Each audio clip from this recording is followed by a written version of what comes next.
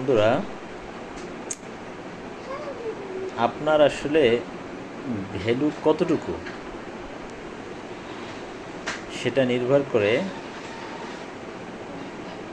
আপনাকে কতটুকু প্রয়োজন। আচ্ছা, দুটো কথা বলি, তাহলেই হয়তো বুঝতে পারবেন।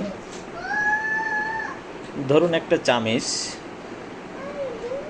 এই চামিচে অনেক খুব বাজে নোংরা বস্তু বা ময়লা লাগলো বা নোংরা জিনিসের ভিতরে চামিচ পড়ে গেল, তা আপনি কি করবেন? চামিচটা হয়তো ফেলে দিবেন, কারণ এর প্রয়োজনীয়তা খুব বেশি না। কিন্তু আপনার যদি হাতে ময়লা লাগে বা অনেক নোংরা জিনিস আপনার হাতে লাগে, তো আপনি তোর হাতটা ফেলে দিবেন না, দিবেন? কারণ এর প্রয়োজনীয়তা আপনার কাছে অনেক বেশি। তাই চামিচ ফেলে দিতে পারলেও আপনি হাত ফেলে দিতে পারবেন না। তেমনিভাবে ধরুন এক কলস পানির ভিতরে এক ফোঁটা নোংরা জিনিস বা ময়লা পানি পড়লো, আপনি কি করবেন? পুরো কলসের পানি ফেলে দিবেন।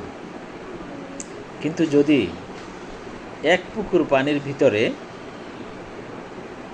এক কলসি নোংরা বা ময়লা বস্তু ফেলাও হয়, তারপরও কিন্তু পুকুরের সব পানি আপনি ফেলে দিবেন না বা ব্যবহার করা বন্ধ করবেন না। এটা দ্বারা আসলে কি বোঝায়?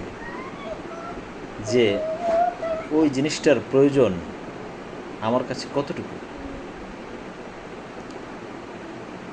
যে জিনিসের প্রয়োজন যত বেশি, সেই জিনিসের ভ্যালু তত বেশি। তো আমাদের জীবনে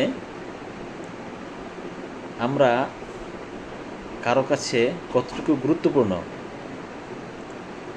এটাও ডিপেন্ড করে আমার প্রয়োজন তার কাছে কতটুকু।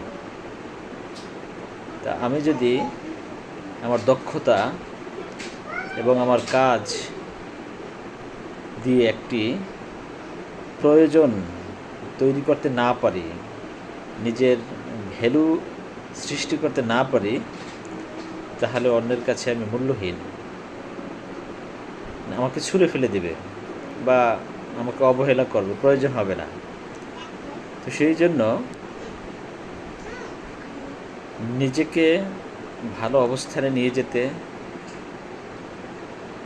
অথবা নিজের প্রয়োজনীয়তা অন্যকে উপলব্ধি করাতে চাইলে নিজের ভিতরে দক্ষতা থাকতে হবে।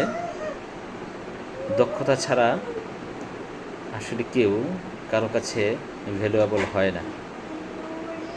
আসসালামু আলাইকুম, ভালো থাকবেন।